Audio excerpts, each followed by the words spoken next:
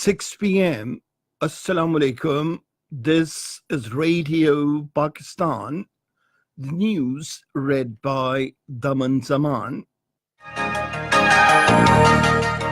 The headline: the Prime Minister has assured that conducive environment for investment will be established in the country to create maximum job opportunities. The President has said procedure is being streamlined into a one-window operation to facilitate foreign investors and Pakistani expatriates. The Information Minister says a plan is being devised to make Radio Pakistan and Pakistan Television profitable entities. The Senate was informed today that the government has initiated an awareness campaign on human rights. Pakistan and Germany have signed a financing agreement on polio eradication. Russia has expressed readiness to discuss mutual inspections with the United States to save the Intermediate Range Nuclear Forces Treaty. And now the news in detail. Prime Minister Imran Khan says the country will be converted into a true Islamic welfare state in accordance with the principles of Islam and objectives resolution. Addressing a function in connection with 100 days plan of Khyber Pakhtunkhwa government in Peshawar this evening, he said the main focus of his government is the welfare of the downtrodden people of the society. He said a large number of people in the country are living below the poverty line. Imran Khan said Pakistan Tehreek-e-Insaf came into power with the public mandate and transparent elections. He said maximum job opportunities will be created through conducive atmosphere for investment. The Prime Minister lauded the performance of the Chief Minister Khyber Pakhtunkhwa, Mahmood Khan, and the Punjab Chief Minister Usman Bustar. Addressing the function, the Chief Minister Khyber Pakhtunkhwa, Mahmood Khan, said monitoring teams have been constituted to improve the performance of government departments. Earlier, the Provincial Finance Minister Taimur Salim Jhagra briefed the participants about the 100 days plans of the provincial government. He said the government has planned to introduce reforms in 7 sectors. 200 billion rupees will be provided to the local government institutions to provide better health facilities to the public. He said local government elections in the tribal districts will be held within the next 6 months. Earlier, Prime Minister Imran Khan inaugurated a newly established shelter home for the homeless people in Peshawar this afternoon. He inspected different sections of the shelter home where 200 people will stay. The Prime Minister was informed that homeless people will also be provided meal and medical facilities in the shelter home. The President, Dr. Arif Alvi, says efficient investment structure is being provided in Pakistan to attract foreign investors, including Pakistani expatriates. Addressing the Pakistani community in Makkah, he said the procedural delays are being streamlined into a one-window operation to facilitate investors. The President appreciated the role of the Pakistani community abroad in earning valuable foreign exchange for the country.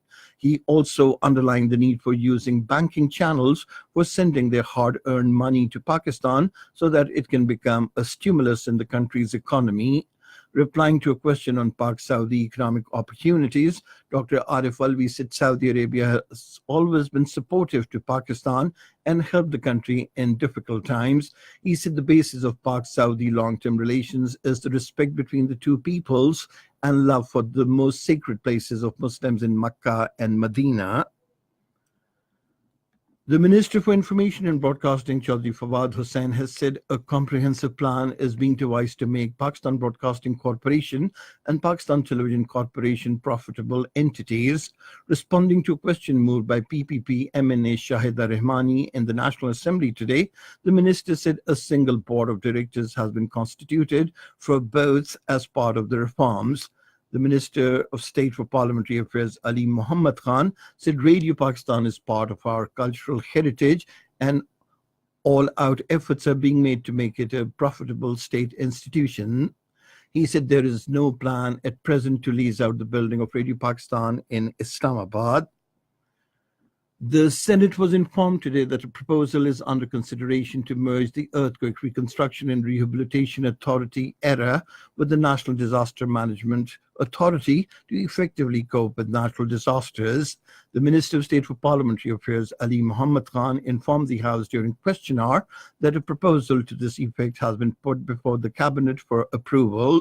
The Minister for Human Rights, Dr. Shireen Mazari, informed the House that several laws are on the cards, including anti-torture and legal aid bills, in order to protect the rights of different segments of the society. She said an awareness campaign on human rights, including on the rights of women in inheritance, has also been initiated. The Supreme Court has constituted a two-member commission to finalize and submit a report on water scarcity in Balochistan within 2 weeks. The order was passed in Islamabad today by a three-member bench of the Apex Court, headed by the Chief Justice of Pakistan, Mr. Justice Mia Saqib Nisar, while hearing a case about non-availability of drinking water in Bolan area of Balochistan. The Finance Minister Asad Umar is in Qatar to participate in a 3-day Doha forum. The invitation for the visit was extended by the Finance Minister of Qatar. The minister will also meet senior Qatari leadership during the visit. This is Radio Pakistan.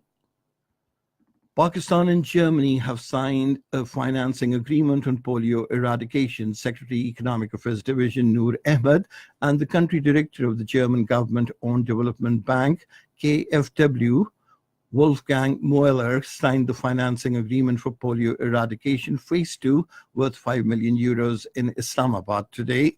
The agreement envisages to exclusively finance polio vaccines as well as vaccination campaigns to strengthen measures for the implementation of Pakistan's 2018-2019 National Polio Emergency Action Plan. In occupied Kashmir, the chairman of all parties, Hurriyat Conference, Sayyid Ali Gilani, has deplored that India is using every brutal tactic to suppress the Kashmiris' just struggle for securing their inalienable right to self-determination. Sayyid Ali Gilani, in a statement in Srinagar, said New Delhi is suffering from arrogance of power and has tried its best to muzzle the voice of the Kashmiri people, but has utterly failed in its nefarious designs. A complete shutdown was observed in Baramulla district on the second successive day today to mourn the killing of 2 youths by the Indian troops yesterday. Russia says it is ready to discuss mutual inspections with the United States in order to save the Intermediate Range Nuclear Forces Treaty. A foreign ministry statement in Moscow said if the United States really wants to come to some kind of agreement with Russia, then it will have to sit down at the negotiations table in an interagency format. China has said it will suspend additional tariffs on American-made vehicles and auto parts for 3 months starting from the 1st of next month. The Finance Ministry said in a statement that the government will suspend 25% tariffs on 144 American vehicles and auto part items and 5% tariffs on 67 auto items between January to March next year. The Turkish prosecutors have ordered the detention of nearly 220 soldiers for the suspected links to Fatahullah organization. The arrest warrants were issued for 219 soldiers in active service as part of an ongoing investigation into the presence of Fatahullah organization in the Turkish army. Pakistan has been granted the right to host the next Asia Cricket Cup in 2020. The decision was made at the executive board meeting of the Asian Cricket Council in Dhaka. Pakistan will host the mega event for the first time after 2008. And finally, the weather. Mainly cold and dry weather is expected in most parts of the country during the next 12 hours. However, dense and shallow foggy conditions are likely to prevail in few central and southern parts of the Punjab. To end the news, here once again are some of the headlines.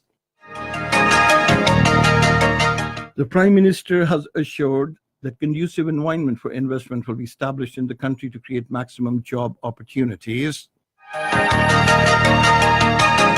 The President has said procedure is being streamlined into a one-window operation to facilitate foreign investors and Pakistani expatriates.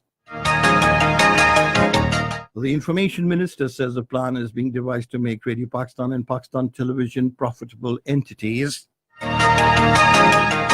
Those were some of the headlines, and that is the end of this news bulletin. For more news and analyses, log on to our website, radio.gov.pk, and you can also watch the live video streaming of our bulletins on the link, facebook.com/Radio Pakistan News Official.